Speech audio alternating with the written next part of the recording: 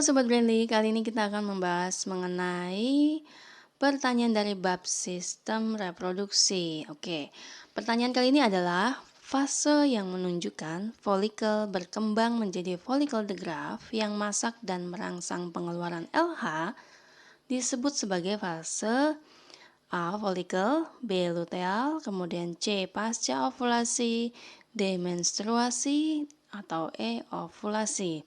Nah, sebelum kita menjawab pertanyaan tersebut, mari kita bahas sedikit mengenai menstruasi beserta dengan siklusnya.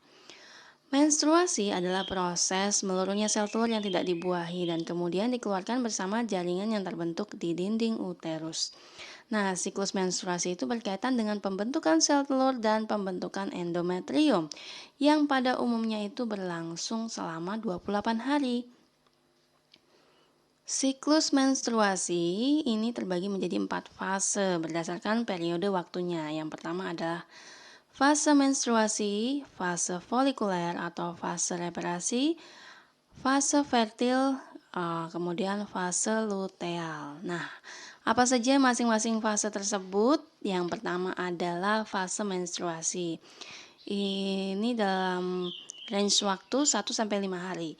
Nah, pada fase menstruasi, hormon estrogen dan progesteron itu menurun atau tidak ada sama sekali sehingga membuat endometrium meluruh bersama dengan sel telur yang tidak dibuahi yang dikeluarkan dalam bentuk darah haid. Kemudian fase yang kedua dari 6-10 hari itu adalah fase folikuler atau fase reparasi. Fase folikuler adalah ketika hormon estrogen yang dihasilkan folikel merangsang pertumbuhan endometrium dengan menebalkan lapisan endometrium.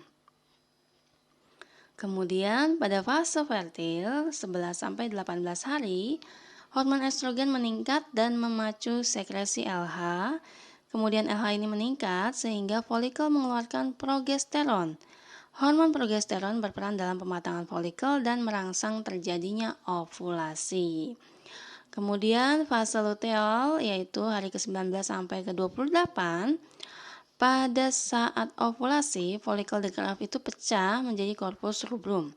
Kemudian LH mempengaruhi corpus rubrum dan membuat corpus rubrum menjadi corpus luteum. Corpus luteum itu menghasilkan hormon progesteron, di mana hormon ini berfungsi mempersiapkan endometrium untuk menerima embrio. Namun jika tidak terjadi pembuahan, corpus luteum berubah menjadi corpus albicans sehingga mempengaruhi kadar hormon progesteron dan estrogen.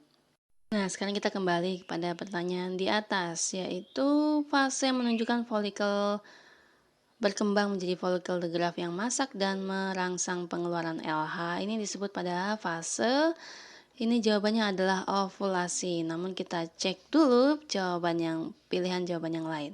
Folikel, fase folikel atau maksudnya ini adalah folikuler ya. Jadi yaitu fase folikel menghasilkan hormon estrogen untuk memperbaiki dinding rahim setelah masa menstruasi.